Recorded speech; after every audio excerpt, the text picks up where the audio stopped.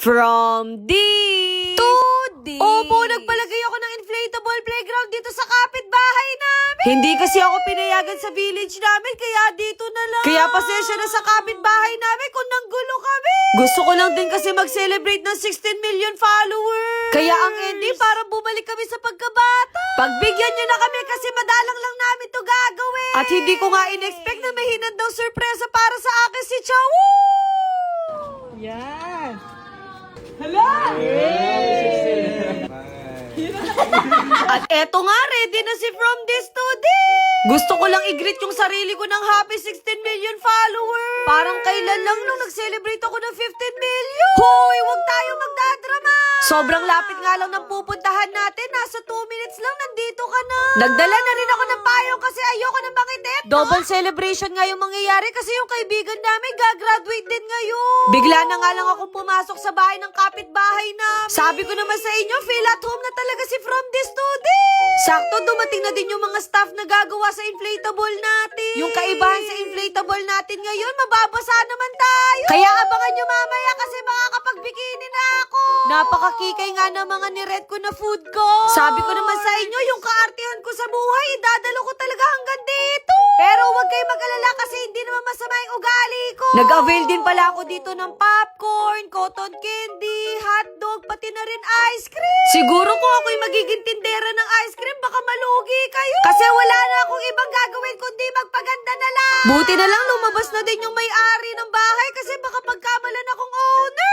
Hindi lang food carts yung in-avail ko, kundi mga game board. Para naman hindi lang kain yung ginagawa namin para makapag-enjoy rin kami sa mga laro. In fairness, kakaiba yung mga laro nila dito. Nangialam na nga din ako sa mga inaayos nila kaya sana hindi sila magtagal lalo sa akin. Sabi ko naman sa inyo, kapag curious talaga ako sa isang bagay, gagawin ko talaga siya. Nakikita ko pa lang yung gagawin namin mamaya para mauubos agad yung energy ko.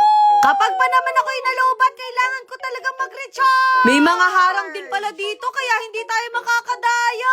Kaya tinry ko na din mag-practice dito para mamaya mas magaling tayo.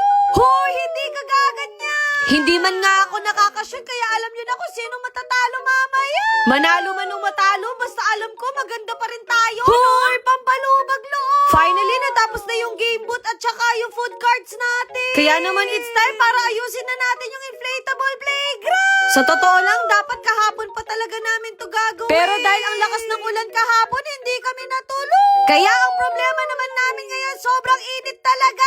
Yung kaibahan pala sa ni-rent ko ngayon, may water naman siya. Kaya talagang mababasa kami dito. Hello, bilis!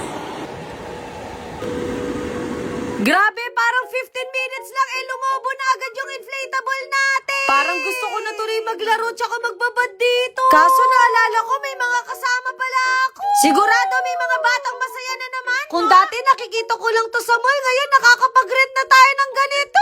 Sa Splash and Bounce Kabalen Inflatables pala ako nag-avail ng ganito. Kaya kung magbe-birthday na yung anak mo at wala ka pang balak, baka eto na yun. Kaya kapag magbe-birthday yung mga anak nyo, pwede kayo mag-avail ng ganito. Pero kung mga trentahin kayo at gusto yung maging isip bata, pwede rin naman. Sa pagpuno nga ng tubig tayo medyo matatagalan, kaya naisip ko nang kunin muna yung lamesa namin. Kasi naman hiniram ni Chawad yung table namin, kaya kinuha ko na sa bahay nila. Nag-prepare din kasi ako ng pagkain para maramdaman namin yung celebration. Hindi ko na nga natiis yung init ng panahon, kaya sabi ko mag-change outfit na rin ako. Kaya sakto, dumating na rin yung pinaluto ko na pagkain. Opo, suki na talaga ako ng goto ni Pido kasi ang sarap talaga ng pagkain nila. Buti na lang wala ako dito kasi baka kumain na ako. Dumating na din pala yung mga kaibigan namin kaya inayos na din nila yung 16 million ko.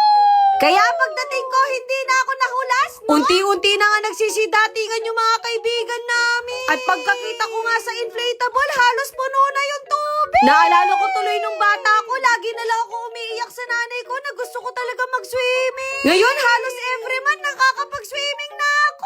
Pinasuot na nga sa akin ni ate yung apron kasi gusto ko talaga ma-experience maging tindera ngayon. Ice scramble nga yung in-avail ko kasi na-miss ko talaga to. Lagi ko nga pinapadagdag ng gatas at toppings para mas masarap lalo. Sabi ko sa kanila, wala nang libre ngayon kaya wag muna nila akong gamitan ng kaibigan ko. Opo, tinikman ko na rin siya. First time nga nangyari daw sa kanila na may nagtindang client nila. At buti na lang talaga pinagbigyan tayo. Ngayon, magbebenta naman tayo ng hotdog. Ayaw na nga nilang bumili sa akin kasi napakamahal daw. Tapos lasang hotdog lang din naman. Sabi ko sa kanila, support nila yung small business ko para makapagbayad na ako sa bahay. Hoy, Erika, hindi mo yan business. At sakto, dumating na din si Dee. Sabi niya sa akin, pumikit daw ako kasi meron daw siyang hinandang sorpresa sa akin. At nabigla ako sa lalaki to, meron pa siyang pabulaklak.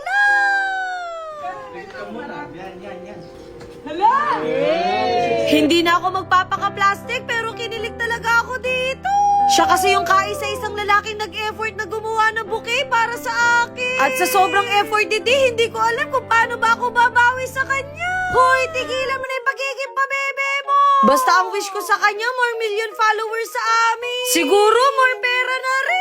Alam niyo naman mukhang kwarta tayo. Pati si ate ni Chawat, pinagbentahan ko na rin. Eto na nga yung last customer ko, bibili daw siya ng cotton candy. Pink sana yung gagawin ko, pero blue daw yung gusto niya. Naalala ko nun, pagkatapos namin magsimba ni Bunso, ito yung binibili namin. 5 pesos pa siya noon, hindi ko na lang alam kung magkano na ngayon. Hindi ko na nga siya siningil kasi meron naman siya pabulaklak. Hindi na nga kami nagsayang ng oras, tinry na namin yung mga palaro nila dito. Buti na lang talaga yung mga kasama ko, hindi KJ. Kasi kung oo, pass ka na sa akin. Tawat?